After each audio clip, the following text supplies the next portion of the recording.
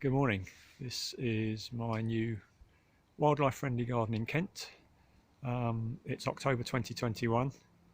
We moved here in November 2020, and when you're onto hedgerow, I've got a 147-foot driveway because this was an infill house back in the 1970s. But we also have to maintain the other side of the footpath, so technically I've got a 300-foot hedge I have to maintain, but it's been fantastic for the birds, and the blackbirds and the thrushes love foraging in the bottom, which is what we want them for. I'm just going to do a very quick walk around. So we're just starting to go over now in October. This is my new prairie garden. This was all turf, and I did experiment with no dig gardening. So all I did last November, December, January was lay cardboard down on the sections where I wanted to grow things. It did kill the turf. I was really surprised at how well it killed it all off. And when it came to planting through April, May, June, the ground was pretty clean. And this is one of the few sections technically I've bought. I like to grow my garden, but there's a good mixture of grasses. You can see the nice red Persicaria, that variety's Fat Domino, Rudbeckia fulgida, and just in front here are a selection of Molinias, Sanguisorbias. I've also got Nautia here, and Hemp Agrimony, Stachys Bettany, a variety called Hummerlow, and further at the front here was just all annuals, just to get something in the ground this year. There was annual clary, sunflowers, cosmos, and there's a nice big bunch of Eryngium planum, which were fantastic for the bees. And inherited was an old bud deer. There's a variegated holly here, and I've been established in the shrub planting. There's privet and Cornus cusa. There's a baby mountain ash, a rowan, and a variety of ground cover perennials, which is the one thing that was missing in this garden. The previous owners were very keen vegetable growers, lots of shrubs and climbers, and a few herbaceous perennials, but not a great deal. It's a nice raised bed rockery here, which was all fully planted, and I'm just gradually establishing some of the more wildlife friendly aspects. Just open up this little section here by cutting back what is a Colquitzia, a shrub I'd never come across but was really good for bees this spring. You can see just stacking some old wood and logs down at the back there, underplanting with ferns and pulmonaria. Main section, there were a couple of this herbaceous bed was already here. The one slightly to the right was quite narrow just against that trellis, and so we've expanded that out to match the other side. We're facing north as we speak, so behind me the sun comes in through the summer, and the only negative was a large Leylandii which blocks out the sun and means we can't sit on the patio where we want to. This was a seating area which we just opened up, which is a bit on view at the moment, but I tend to address that in the future. But I'm an avid composter, leaf mould bins, and then out into what we're calling the orchard. This was a blank plot back in 1975 for which they couldn't gain access, so we've been fortunate enough to inherit. There's 4 apple trees here. Right in front of me is Discovery. I've got James Grieve and Lord Lambourne. There's a Bramley over the back, a Morello cherry, a baby Jupiter apple, and the large tree here is a cherry plum, which makes delicious jam.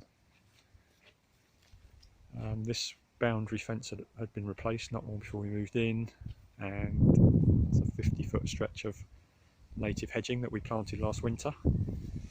And as a view to expanding on the orchard, I'm going down the path of forest gardening, which is putting in sort of an underlayer rather than just having orchard trees, underplanting with currant bushes, red currants, chokeberries, I've got chuckleberries, gooseberries, and there's a couple of cobnuts.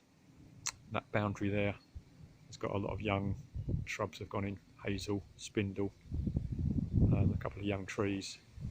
And on the back boundary there was inherited loganberries, thornless blackberries, and this is the wildflower meadow. Obviously it's grew through this spring. The grasses were really good. There wasn't a great deal of wildflower flowers, but we know from the previous owners who lived here for 45 years there's never been any weed killer used here, and he used to sort of just maintain it for spring flowering cowslips and a few bulbs, and then cut it quite high. So this area here has been shortcut and scarified. It's recovering now, and I've sown a wildflower mix. Well, I actually bought single species from Emmersgate Seeds, wild carrot, betony, oxeye daisy, and I've interplanted with knapweed and greater knapweed. I'm trying to think, there's a couple of other seeds, and yellow rattle that we brought with us. Existing vegetable garden, I've planted a little herbaceous border in the corner, and behind that bench is my beetle bank, which was the spoil from the pond that we've dug this spring. So it's been planted over with self-heal, some wild daffodils, and I'm just going to let that rough grow, which is used in farming. Beetle banks are run through field strips now to encourage these predators to move out to the fields. So if you've got a large crop field and beetles and such like only live in the edges, they can't get to the middle. So now a lot of farmers are running these strips right through the fields, just grassy strips. And that's the intention, just to add a little bit more habitat. And similarly, these are chuckleberries. It's just a couple of, there's another bed over there which I'm going to be growing globe artichokes. And underneath the apple trees, just for habitat, there's a couple of different varieties of comfrey, which are just getting established. Which you can also cut those down if you want to, just cut them down with your shears and they'll feed the tree, because comfrey, there's a lot of people cut it to make their own fertiliser for tomatoes and such like. It also can be just left to rot down and feed your fruit trees. And in here there's a nice scrubby berry, red currants, gooseberries, and big budgie here which we might get rid of, and another small herbaceous border that we've just got established.